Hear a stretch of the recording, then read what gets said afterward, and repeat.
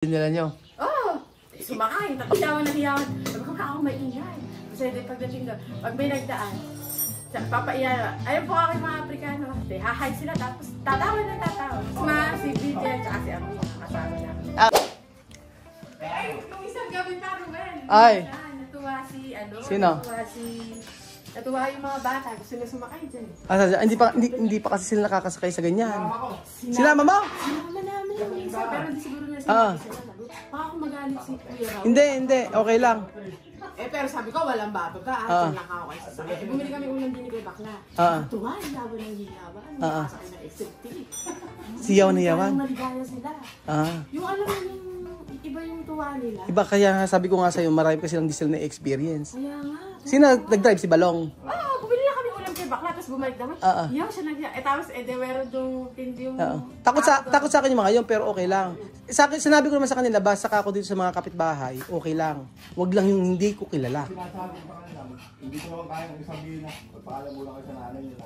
Hindi, okay lang. Hindi sila nagpapaalam. Oo, hindi sila papaalam. Okay lang sa kanila yon, kaya lang, sinabihan ko na kasi sila, Bibian, pagka ako aalis kayo dito sa mga kapitbahay, okay lang. Kaya pa. Alam mo nung minsan pa si Amir. Mamasada to. Hindi, ako ba? Yung baong t-shirt. Yung gusto mo ano lang siya, lulundag lang siya sa XLT. Gusto sumama kayo ba ng mamasada? Mamasada? Isama ako niya. Gusto mo mamasada? Bago ko ako pupunta, di sasama yun. Pag abanatuan, malayo. Kasama kaya? Ay, puta. Pagka... Oo. Mamaya Hanapin. Hanapin nga nung Mahilig kasi sila sa lakad-lakad, libot-libot. Pagka... Sayang pagpaalam yung salita nila. Oo, tsaka... mahirap din. Pagka sinama, lalo kabanatuan, malayo. Okay lang naman dahil hindi naman sila bababa. Hindi naman bababa. Ito, hindi bumababa ito. Ay, di ba? Kasi pag ako sumasama masada, mawiwinda ka lang sa biyahe. Oo. Pero pagka ordinaryong araw naman, okay naman sila. Hindi naman na sobrang ingay. Hindi naman, okay lang. May oras lang na, at tulad siguro nung binigyan mo ng latuan, mga bagong bola. Oo, yun. Andito kasi ko. Yung may bagong bola, andito ako pag gano'n. Pagka may maingay, medyo andito ako doon. Pero pagka umaga... Pero nung umalis ka, nung nakaalis, ala ka na nun naririnig ko sila. Tuwan-tuwa sila siguro sa bagong laruan, pagka gano'n. Tuwan-tuwa sila talaga. Pero taga nagpupunta rito? Oo, si Mia, si Amir. Nung minsan, nung unang punta dito ni Amir, ginagawa ni Balong din yung ex. Basta may ginagawa si Balong nun eh. Andyan andyan, di ka kwento. Tapos yung batang si Sophie. Sabi ni Balong, pakainin mo dalawa. Tinatanong naman ni Balong, binigyan ng chichirya. Si mahilig sa chichirya? Sino? Si Maliit. Si Sophie. Si Sophie nagpunta dito. Kaya nga isa nga di ba nang umiyak si Sophie, nagpunta tumakbo. Yung tinapay. Hindi ka pa nagsinapay. Ayaw yung itindor niya. Ayaw tinapay. Tinapay, kulay violet medium. Yung binili mo. Hindi, okay naman nga. Mainam nga yun, nagpupunta-punta dito kasi pagka sa loob lang ng bahay, maiinit. Sinabihan ko nga, sabi ko, huwag ka ako lalabas ng kanto lang. Dito, okay lang. Isang ipakalaro mo yun pala. Yung batang si Macho, yung lumabas sa sasakyan. Mami, kanina. Isang binibili pa ni Uy ng, bibili ng panisan. Sasabihin ni Uy dun sa bata, sa anak, bigyan mo sila. Kalaro kasi kung mga kalaro ni Macho. Diyan madalas yung bata na yun. Madalas din. Naglalaro lang sila dyan. Okay, si Jerry. Hello, Chamame. Okay, si Chamame. Pero marami din sa bahay namin, hindi katulad sa inyo. Kaya nga. Pagka limbawa sa gabi, hindi naman sila maingay. Hindi naman. May oras na siguro minsan nagbubulihan. Nagbubulihan. Nag-aasaran. Normal naman no? Normal kasi mga bata. Pero hindi naman nakaka-distract talaga. Hindi naman. Pagka gabi, tahimik na. Tulog na sila. Talaga sila. Pasok kasi kinabukasan. Oo, tayo kasi iba pagka sila naman, ang napansin ko lang sa kanila talaga, pag masaya talaga. Nakita mo yung, sabi mo, sumakay sa sasakyan. Sumakay sa XLT. XLT. Tuwa sila. Sabi ko, magpaalam na kayo kahit sino ka akong mas matanda sa kanila. Para alam ko saan sila nagpunta. Sabi ko, ika ako sa date lang naman tayo, bibili lang tayo kako ng ulam. Okay, dinila nyo. Sumakay, tatlong bata. Alam mo, yung saya nila, iba no? Ako, hiyawan na hiyawan. Sabi ko, ako maingay. Kasi pagdating doon, pag may nagdaan, papaiyan, ayun po aking mga Aprikano. Hahay sila, tapos tatawa na tatawa. Masaya sila. Alam mo sila misma? Wala sila? Si Misma, si Vivian, tsaka si Amir. Kasama na. Kasama nyo? Oo. Makabulog. Oo nga. Yung mali, hindi ko pinala. Hindi nakakasama. Si Misma lang talaga. Tsaka, Si Vivian ang madalas. hindi naman umaga-umaga pag kanyari Sabado rito nagpupunta naman. Hindi naman, may oras lang. Pag nakita na may ginagawa si Balong. Permis na pupuntahan.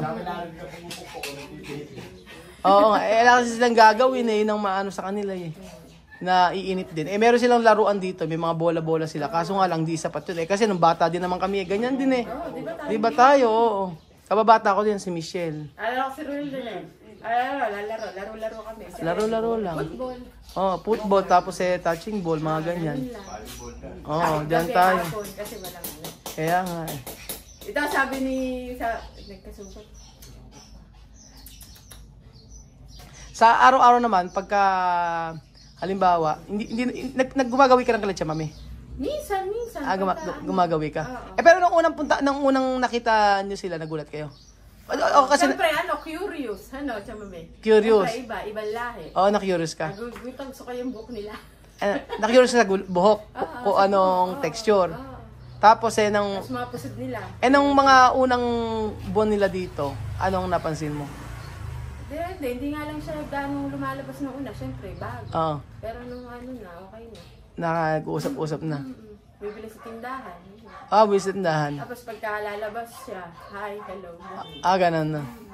Pag-aalis. Kapatid kahapon, aalis. Oo. Ano. Pero sa mga anak niya, sino ang tingin mo pala kaibigan? Si Vivian. Si Vivian. Si Misma. Si Misma din? Si Amir kasi lang kibo. Walang kibo si Amir. Hindi mo lang pa iniisip ni Amir. Amir. Si Sophie, walang kibo, pero ayos lang sa kanya. Si hindi rin, si Alima. Si Alima, hindi masyado. Yung dalawa na yun, pero yung tatlo, ayos. Mas maano sila sa kapitbahay, kukuan low. Hindi nahihiya. Siguro nahihiya lang siguro yung dalawa, si Amir at si Kung mga Pero nung sabi ko sa'yo nung paano yung... Sige, ano? Bumili ko sa tindahan kasi nakatambay silang tatlo dyan. Naglalaro, di ba, bigbidahan, naiinit. Sabi kasi ni Vivian, iba ni, Coke, kasabi niya, ha? Sabi ko, no, money kasi sakto nga litera. Sabi ko, ang intindi ko kasi, bibili daw siya Coke. Parang ang intindi ko, sasabi siyang bumili. Ang sabi ni Misma, no money! No money! Sabi sa no money. Ganun. At sabi ko, naisip ko, bibili ka ako, tatlo sila. Sabi ko, hati na lang ako ngayon. Nakakakumagalit niya si Chamame. Hindi sila pinaiinom. Dahil wala nga pera, pag may naman, bibigyan siguro naman ng pambili. Siguro, bawal nga. Bawal nga, ayaw soft drinks. Ayaw na soft drinks. Bawal nga kasi bata. Bata pa kasi. Bawal nga. Oo nga. Yung mga anak mo naman, nakikipag naman? Sila Sophie, tsaka kay Nakikipaglaro naman? Nakikipaglaro. Malaro si si Sophie, malaro sa si Alina. Malaro. Ilan taon na ba yung anak mo bunso? Dalaga na yun. Kung nagkataong ang edad nyo na yung gano'n, makikipaglaro. Nakikipaglaro. Di ba ang panganay mo si... Hazel. Si Hazel? Nag-aaral. Saan? Sa Antipolo. Nandun. Kasama nila Lilibet. Kasama na. Paglinggo yun, nagtitinda silang baboy. At di sila pumunta rito? Madalang. May okasyon ngayon. Pagka mahal na araw. Ilan ba anak mo? 3 babae. Tapos yung dalawa, dito? Yung dalawang kasama ko. Sa General nag-alisa? Parehas. Para sa General? Magkano ba tuition niya sa General? Yung sa grade 12, mababa lang. Ang malaki lang doon, pag umpisa, 10 plus yung miscellaneous fee. Pero pag monthly na, 350 na lang. 350 monthly? Okay na rin pala, no? Tapos pag yung medyo malaki. Dapat doon ko sila i-enroll kaso hindi sila accredited ng Bureau of Immigration. Hindi legal. Kaya gano'n. Dapat talaga, gusto ko talaga sa school nila, sa General din. Para sobrang lapit. Wala naman kaming choice. Pero yung Wesleyan kasi, yun talaga pinakamaganda talaga. Kaya yung mga college, hanggang college, doon na sila.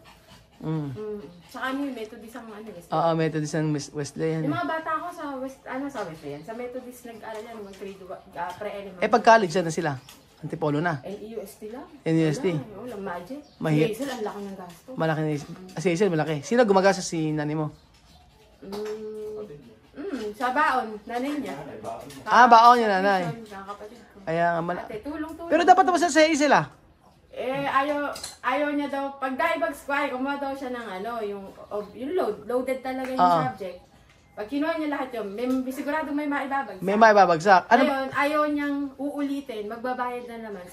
Sayang. Kaya ang ginagawa niya, unti-unti. Unti-unti, para makapag-focus. Okay nga din naman yun. Tapos hindi na niya rin isinabay yung intern, Kasi nga, kumari, matapat siya ng hating gabi. Magdamag. Tapos may pasok na bukasan na iba. Hirapan daw siya. Kaya ibubukod niya yun. Mag-i-intern pa, tapos mag-i-exam pa. Kaya bang po, kung anong taon matatapos sa intern. Yung si Miss Man nagpupunta rito? Pagka madalang din? Madalang lang. Pag lang minsan nandiyan sa harapan. Ayaw, minsan, akala ko kung bakit. Titingnan lang niya yung sabila. Oo, kasi parang nilalagay niya yata nila sa book yan Ganyan. Hindi, basta titingnan lang doon niya. Akala ko man, bibigay ko nga sana ako yung isa. Hindi raw titingnan lang doon niya. Pero maganda sa book. Mamay, sabi lang, aloe vera. Pa-straight ka nga kita. Pa-straight mo nga yun. Kaya tika dito mamay. Kaya nga Tapos pagka nagpipilo ka nga yan pag Mainam din nga, nagpupunta rito yung mga bata para hindi nalilibang. Kasi hindi ko naman ako madalas pagpunta rito Pero hindi mo pinapupunta sa inyo, madalang. Hindi kasi, di ba, pag Lunes hanggang Biyernes may pasok. O paano pa silang pupunta? Pag Sabat Linggo, umaalis din kami minsan. Lumilibot. Oo, yun yung family. Pero sinasama ko naman sila pag Sabat Linggo. Minsan lagi na yung pagkaan. Buti hindi naman nakikikain. May oras si Vivian, pag magbibirienta si Palo, sasama ko siya. Sasabay? May tinapay din Gusto niya tinapay. Tinapay? Dalawang kape Hindi siya bawal. Bawal kape? Bawal. Sumusunod na. Tama nga pala si Vivian talaga pala kaibigan kahit nang una pa. Tamo siya. Oo nga Mainam na nga yun At least kaysa mabarkada. Dito na. Nakakaintindi naman siya ng Tagalog, syempre. Kaya lang yung pagkasalita doon pa siya medyo hirap. Yeah. Kaya nga. So ayan po mga amigo, yan po ang kwento po ng kapitbahay nila Tia Celsa na si Ate Michelle, nakababata ko. So nakakatuwa naman dahil nagpupunta rin pala sila Vivian dito at is one time daw sumakay sa XLT. So hindi pa sila nakasakay Oo, hindi pa.